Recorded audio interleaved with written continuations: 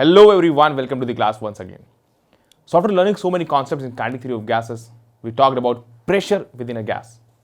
Now today we'll talk about the different velocities that is actually contained within the molecules of a gas.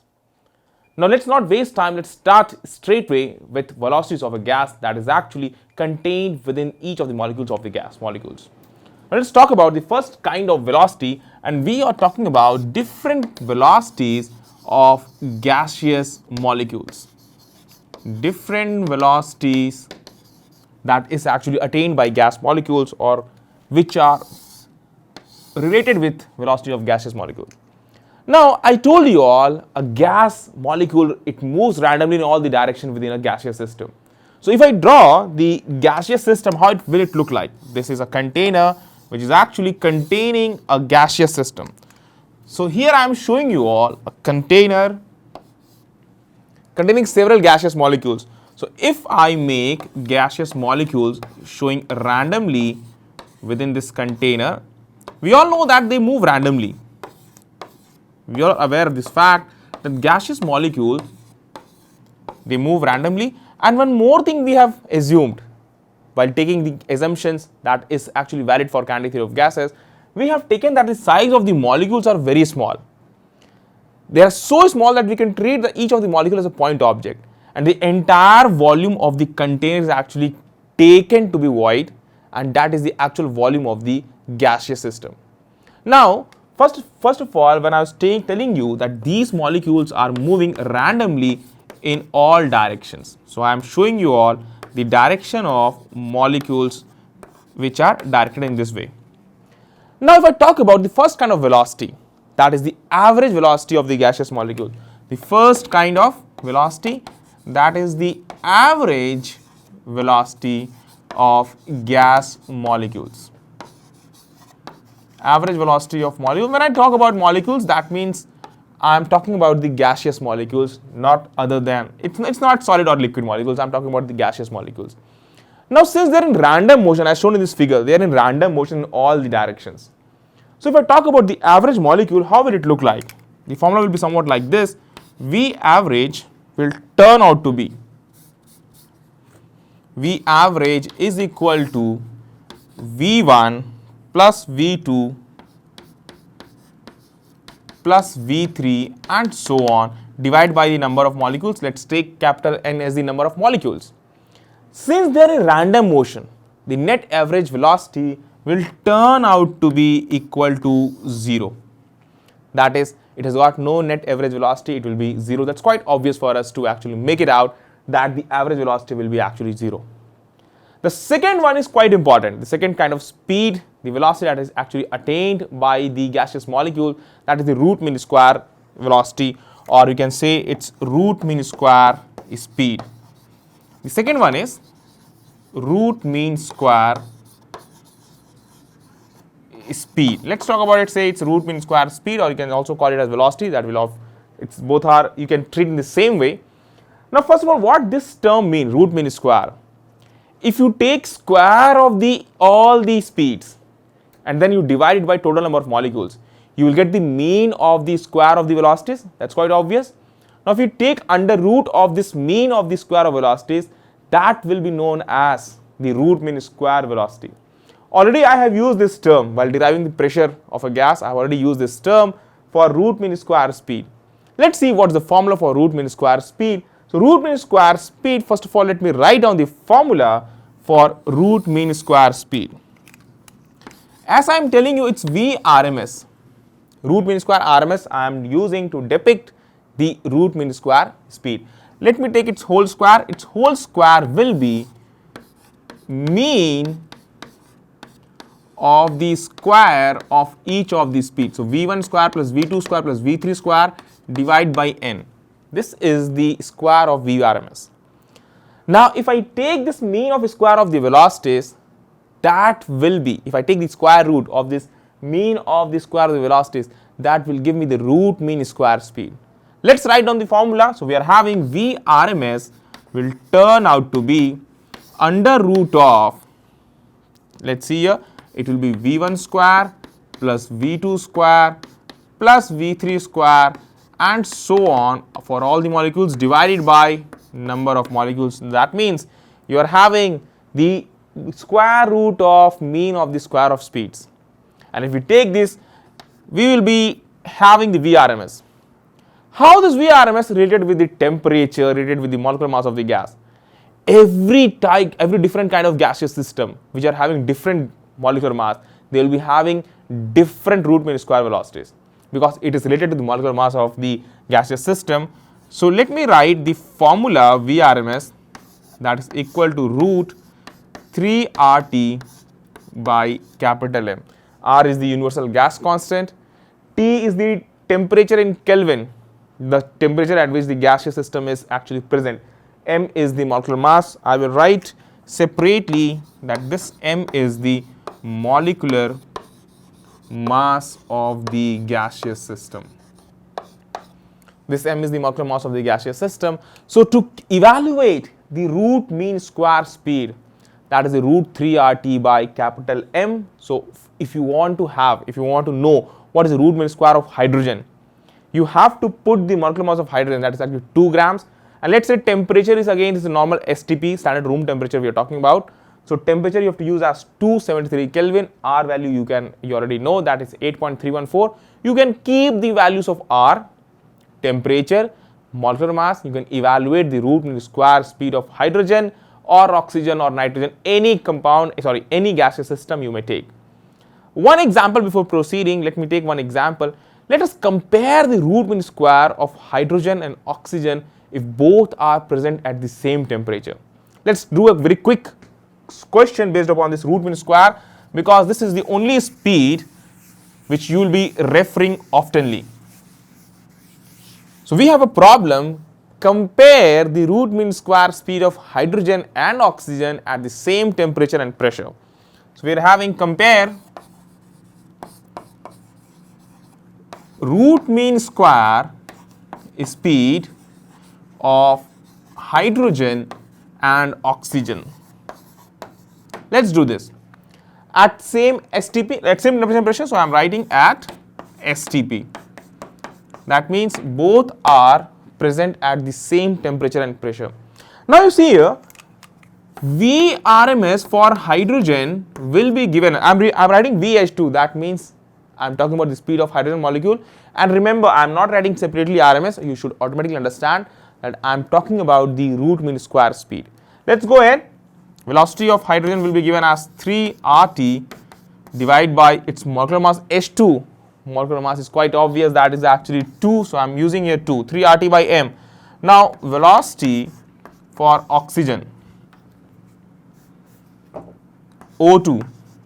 I believe that you all will be remembering the molecular mass of oxygen.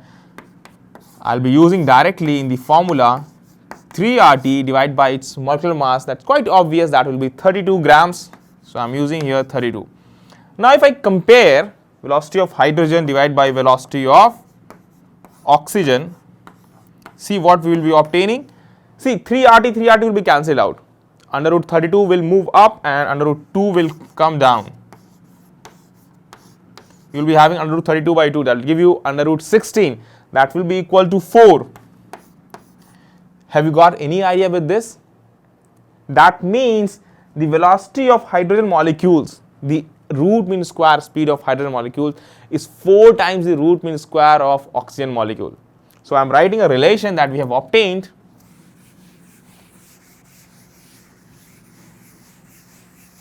So we have obtained the velocity of hydrogen is equal to 4 times of velocity of oxygen, and this is the root mean square speed that I am talking about, that I am referring to. You should remember this relation, that V of any gas, that is velocity RMS speed of any gas, that is equal to root 3 RT upon M. Let me tell you objective questions. If you are appearing from JEE examination or if you are appearing for planning for your NEET examination, then let me tell you one more thing that you should remember, that remember this formula 3 RT by under root 3 RT by M, because question can directly be asked on this. Compare the root mean square of hydrogen and oxygen or oxygen and nitrogen, and then you will be asked what is the ratio of their speeds, or how much is the speed of one. If you are given speed of one, then how much is the speed of other. So by this relation you can actually reach on to the term that is root mean square speed of any gaseous molecule. Next one, let's talk about the next kind of speed that actually a molecule possesses. Now I'll talk about, you will think that it's actually in controversy with earlier theory that we have learned. Now I'm talking about the mean speed. Let me talk about the third one, that is the mean speed of any gaseous molecule. Mean speed of gas molecule. Now already we have talked about the average molecule. I've talked about the average molecule speed that is actually turns out to be 0. Mean speed is quite just a bit different from what we have learned earlier. Its formula is given as V mean.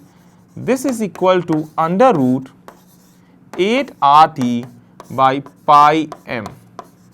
Again the terms mean the same way. T is the temperature that is expressed in Kelvin. M is the molecular mass. Remember M that I am using, that is the molecular mass. This is the mean speed of the gaseous molecule. Again questions can be asked. You have to compare the mean speed of oxygen molecule with its RMS speed. Suppose the question comes, compare the mean speed of oxygen molecule with respect to its RMS speed. See what you are going to get. So if we compare mean speed with RMS speed, comparing mean speed with RMS speed, see how they will be related. Both formula we know. Mean speed is under root 8 RT by pi m and RMS speed is under root 3 RT by m. So if I compare V mean upon V RMS, we will be obtaining under root 8 RT by pi m, and here we will be having 3 RT by m.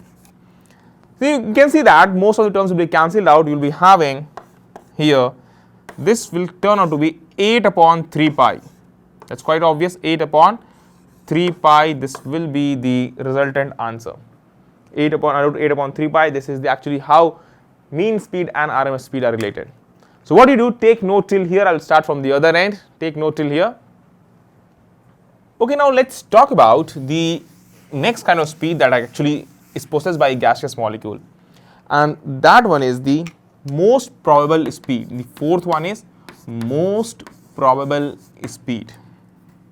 Why this term is called most probable speed? Now let me tell you, I have talked about the randomness within the gaseous molecule. Now that doesn't mean, now see, what does this term randomness imply? One molecule may be moving with a speed of 300 meter per second, other molecule may be moving with a speed of 250 meter per second, the third one may be moving with a 320 meter per second, fourth and so on. So randomly they will be moving with different velocities. If I talk about the individual velocities possessed by each of the gaseous molecule. Now you just think about, we must have learned probability chapter in your mathematics section. If I talk about most probable speed, now at any time if I check some certain number of molecules, their speed, I will be finding that maximum number of molecules would be possessing a certain kind of speed. That is the most probable speed. That is, what is the probability of obtaining the maximum number of molecules to be attaining that speed? That will be actually maximum. I told what will be probability, but that not will what will be probability. Its probability will be maximum to find the molecules possessing this most probable speed. The formula for most probable speed is, that is VMPS. That is given as under root 2 RT by capital M. That is the most probable speed. Now we got three different speeds in the case of a gaseous system. The gaseous molecules can actually possess three kind of speed. First one was quite simple. That one was the mean speed. Then we talked about root mean square speed. Then we talked about the most probable speed. How these three velocities are related? Let me write down how these three velocities are related. Now comparing, if we compare, first of all, it's quite obvious for us to make out that Vrms is the maximum. You can check here in the formula. Vrms is more than V mean, because denominator you can see that it is more. Here in denominator we have Vrms. Quite obvious that Vrms will be greater than V mean. That's quite obvious. Next thing, let me tell you one more thing, and that's quite obvious that Vrms is also greater than Vmps, that is most probable speed. So if I write the relation Vrms will be maximum, then we will be having, if you compare V mean and Vmps, the next speed, that will V mean, and the least one will be Vmps. That is the most probable speed, will be the speed which will be actually minimum in magnitude. So this is a relation that you should actually remember for your reference. So what do you do? Take note till here, and let me start at the other end. Take note till here. So now I talked about the relation between the three kind of speeds, so that I think that speed concept will be pretty much clear to you all. What I want from you all, do remember this three speed formula: the root mean square speed, the mean speed, and the Vmp, that is the most probable speed. I'll just quickly recap the speeds. Vrms, that is under root 3 RT by m, V mean, that is under root 8 RT by pi m, and Vmps, that will come out to be under root 2 RT by m. Remember, this is the formula for these three speeds. We do not require the derivation of these three speeds, but we need to remember the formula for these three kind of speed. The next one. Now I talked about the pressure of a gas, and we derived a formula also. I believe that you will be remembering. P equals to 1 by 3 rho v square, and the speed that we used in that formula, that was actually square of the root mean square speed. I've already told you, I've already explained you about this pressure formula and this root mean square speed formula. Now in that formula, I also talked about the kinetic energy. Let's have a very quick recap on kinetic energy of a gaseous molecule. Kinetic energy of a gaseous system or of a gaseous molecule. Kinetic energy of a gas molecule. Now, gaseous molecule. Now let's say the molecule mass is small m. The mass of a molecule of a gas, that is small m. So I'm writing here mass of molecule, that is small m, that is what we need to consider, is equal to small m, and speed is v, that will be Vrms, that we'll be talking about. So it's kinetic energy of a molecule. When I'm talking about of a molecule, I'm referring to a gaseous molecule. Different gases may have different kinetic energy, or they may be having the same kinetic energy at the same temperature. So I'm keeping the temperature same, and I'm talking about different gaseous molecules. Let's try to find out whether each of the molecules within different gaseous system, will they be having the same kinetic energy, or will they be having different kinetic energy? Let's talk about it. Now first of all, the energy, kinetic energy of a molecule, that will be equal to half small m and its square of the speed. Remember the speed that I'm referring to, that is the RMS speed. So I'm referring to RMS speed, so I'm also mentioning it, half mv square. Remember, root mean square speed is what we have to use in our equations. In our every question we'll be using root mean square speed. We won't be using most probable speed, we won't be using the mean speed. RMS speed should what you should remember to use in your formula, in your questions, in any equation that you use.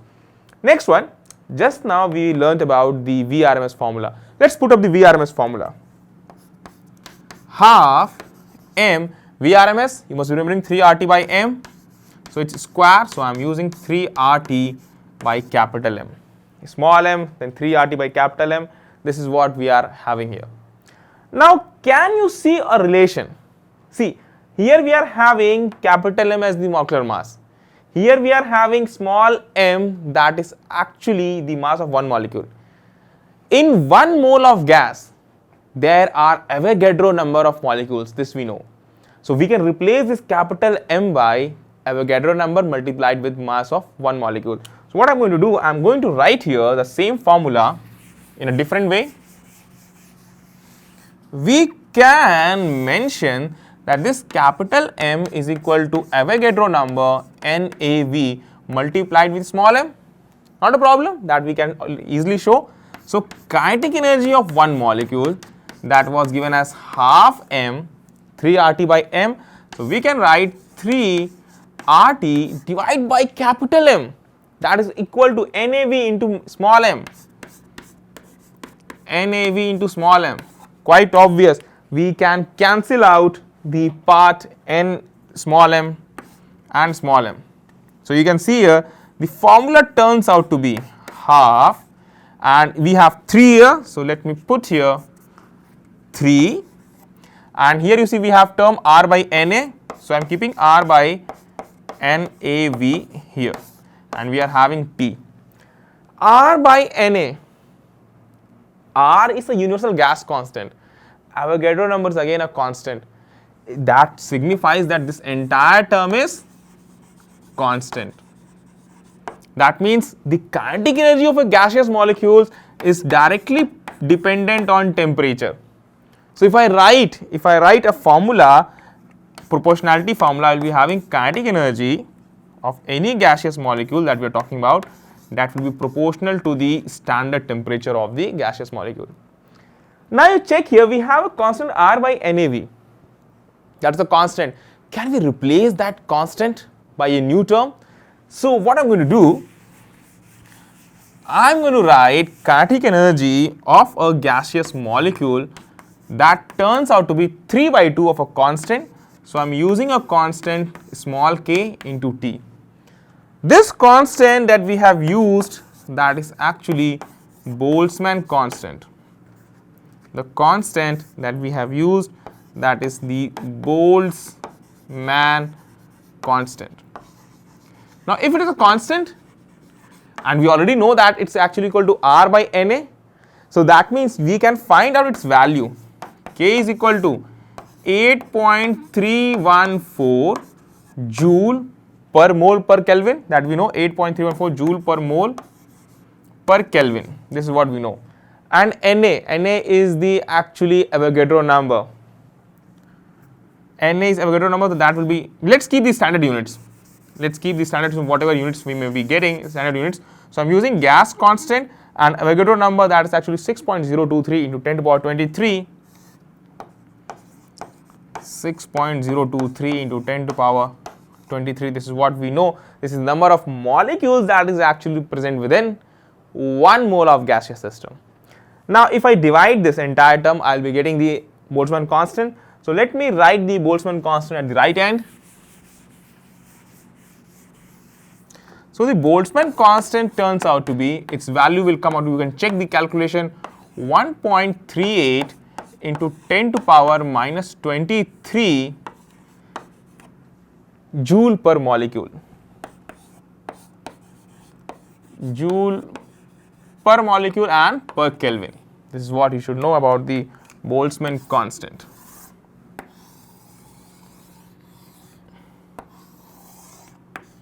Joule per molecule per Kelvin. Now here one more thing, let me tell you, the universal gas constant used for every mole of gas, you need to use Boltzmann constant when you are referring to every molecule of gas. This is what the beauty of both the constant, universal gas constant and the Boltzmann constant. Whenever you are referring to each molecule, wherever there is a formula, you have universal gas constant expressed, that is capital R, and if you are referring to one molecule, you replace that gas constant R with Boltzmann constant, that is the small k that we have to use. As you see examples, you will be quite that you can understand very easily what I am referring to, what I am talking about. Let's move ahead. So this was the kinetic energy, that is 3 by 2 kT, that is the kinetic energy of one molecule, and we already know that the kinetic energy of the entire gaseous system, that is 3 by 2 RT, that we have derived already. While deriving the pressure of a gaseous system, we have derived that kinetic energy of the entire gaseous system is 3 by 2 RT. Let's proceed. Now next thing, have you ever understood, for any gas you take, hydrogen, oxygen, nitrogen, any kind of gas you may take, if the temperature is same, for each of the gas, they will be having the same kinetic energy. So let me write down, note one point. So what conclusion we can actually draw from this learning? From all this we have got one point. All gases have same kinetic energy at same temperature.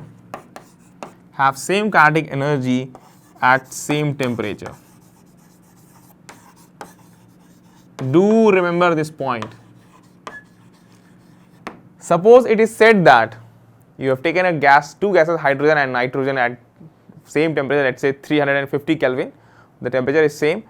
And if you ask what is the kinetic energy or how kinetic energy of this hydrogen and nitrogen is related.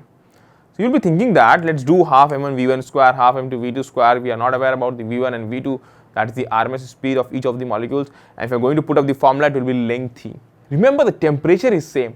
The temperature is same, the kinetic energy of the hydrogen molecules and the nitrogen molecules, that is going to be the same. So directly you can answer it's 1:1. And how it is related? Both will be having the same kinetic energy. Both the gaseous molecule of whether it's hydrogen or whether it's nitrogen, if the temperature is same, both are going to be having the same kinetic energy. Let's move ahead. So all this basic things we have done. I believe that you can easily use this basic formula. Now let's talk about the randomness in a gaseous molecule. Now let me talk about the path of the gaseous molecule and the mean free path. So next heading will be path of gaseous molecule and mean free path and mean free path. Path of a gaseous molecule, already we have learned this, path of a gaseous molecule, randomly moving in all the directions. Once again, let's be very quick in seeing the randomness within the gaseous molecule. See, there are various molecules. So once again, I am showing you all here the various molecules that would be moving randomly. And remember, for all this we are actually referring to an ideal gas situation. We are referring to ideal gas condition. These are the molecules that are moving randomly. So if I talk about this path, one will be moving here, one will be moving here, one will be moving here, one will be moving here. It's all in random motion. This is what we are referring to. Randomness is there everywhere. Now if I talk about path of one molecule, how will it be moving? Suppose it goes, it strikes with this, next it goes, it strikes with this, next it goes, it strikes with this, next it goes, strikes this, then it strikes this, it strikes this, and so on. Its path will be somewhat like this if I talk about path of one molecule. That means path of gaseous molecule, if I talk about, that will be random, and between any two successive collision it will be a straight line path. Between any two successive collision, between two successive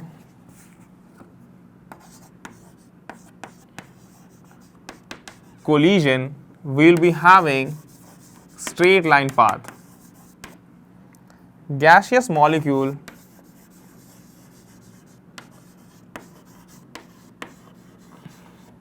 has a straight line path.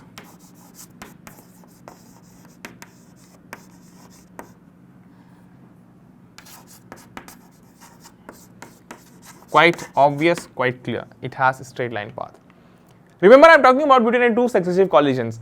Now, if the collision you are taking from here to here, then it has a zigzag kind of path that you can quite easily can observe here. If I talk about this collision, this two successive collision, it will be straight line, then again straight line, straight line, straight line, straight line. Now let me talk about the mean free path.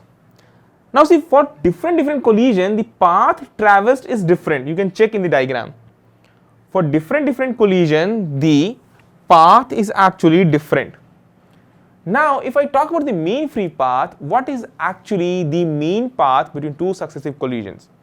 If I go ahead with that, the formula comes out to be. And remember here, I am also taking the real situation that gas molecule has got a size. It has got a uniform, and let's say not uniform actually, it's got some value of its diameter. So if I write the mean free path as lambda, that is equal to 1 upon root 2 md square multiplied with n by v. What are these terms?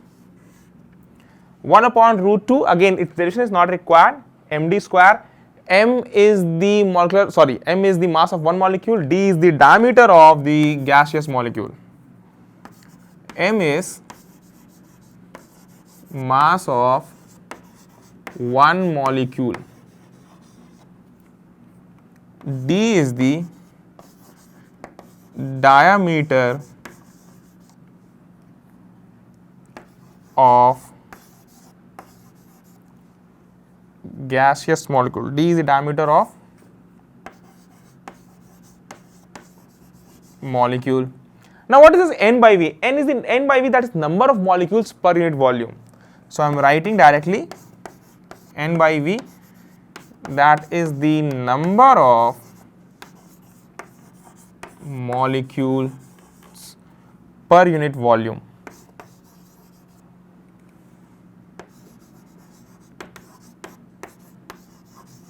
That will be N by V. Now this term, understand, this actually gives us the mean free path. We have considered that the gaseous molecule have got some dimension, that means it will be actually spherical in shape, it will be having some diameter, d is the diameter and N is the number of molecules per unit volume, that is in the container what is the density of actually molecules, we are actually referring to that only, that will be provided by this. That means higher the number of molecules per unit volume, lower will be the mean free path. Lower will be the value of number of molecules per unit volume, higher will be the mean free path. That is quite obvious for us to understand from this given equation. Now let's go ahead. Again, you can change the equation how it looks like by actually seeing the ideal gas equation, PV equals to nRT, and you can actually change the N by V value also. Next term. Next thing that we should go ahead. Now real ideal gas equation, that is actually given as, so many times we have used this ideal gas equation. We all know that PV equals to nRT, pressure into volume equals to number of moles, gas constant into temperature. PV equals to nRT, that is the ideal gas equation. Now while knowing this ideal gas equation, we have actually assumed that the molecules do not have any its own volume, they are actually point size, they do not have any dimensions. All the space, all the container space is actually void, that is actually taken to be the volume of the gaseous system, that is V. Now what will be the real gas equation when we are referring to the gaseous system, the real gas equation? The only change that we have to do, we have to change the value of pressure and volume. Since we should not consider the volume of the gaseous system, so I am referring to a term V minus NB. I have not used the term for pressure. Pressure that we have to use, that should be P plus A n square by, yes, P plus n square by V square. This is what you have to refer to the pressure of the real gas equation, that is P plus A n square by V square into V minus NV, that is equal to nRT. So what do you take note till here? Let me start at the other end.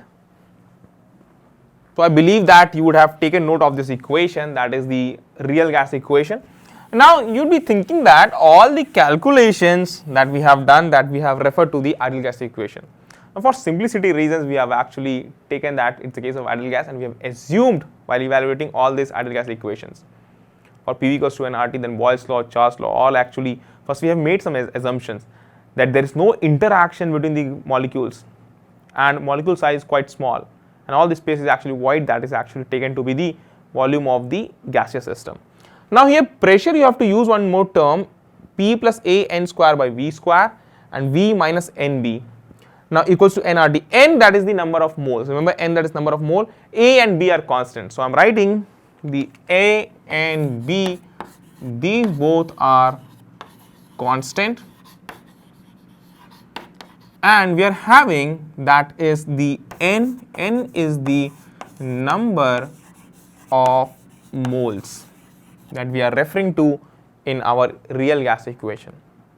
So these all small concepts, I hope that this would be very much helpful for you all, and you can easily go ahead and start solving questions based upon all the concept that you have learned in the thermodynamics section, in the kinetic theory of gases. You can easily go ahead and solve each kind of question. Remember, in the case of gases, we have made some assumptions. The molecules are small, they have not got any shape and size, and actually they are point mass object that will be having no volume. Now, we also derived the pressure of a gas in a container. When a gas is actually placed, we have actually derived a formula, pressure that came out to 1/3 rho v square, where rho is the density of the gas. V that we are referring to, that is the root mean square speed. Today we also saw what is actually its value and how it is related. Two more speeds we saw, mean speed and most probable speed. I believe that you are going to remember all these three formulae. Now this part that I have told you all about today, that the real gas equation, this is an extra portion. Real gas equation, this is actually now examination. Do not put up this question. In JEE examination, there will be no question based upon this real gas equation. But people who are preparing for NEET examination and for board examination, you should remember this simple real gas equation. Next part, you should also know, I've talked about the mean free path, and I talked about the path of the gaseous molecule. Again, the formula that I have referred to in the mean free path, that questions won't be asked based upon that, but for your knowledge, I have given that an extra point. So after learning all these concepts, go ahead and start solving questions. The best part, start simple questions, go ahead and solve previous year questions for whatever competition you're preparing. For JEE, you can go ahead, you can prepare for JEE, or for NEET, you can also go ahead and start practicing previous year NEET questions. So I wish you all the very best, and thank you very much for joining me, and I wish you all the very best. Hope that this lecture is helpful to you all. Thank you everyone.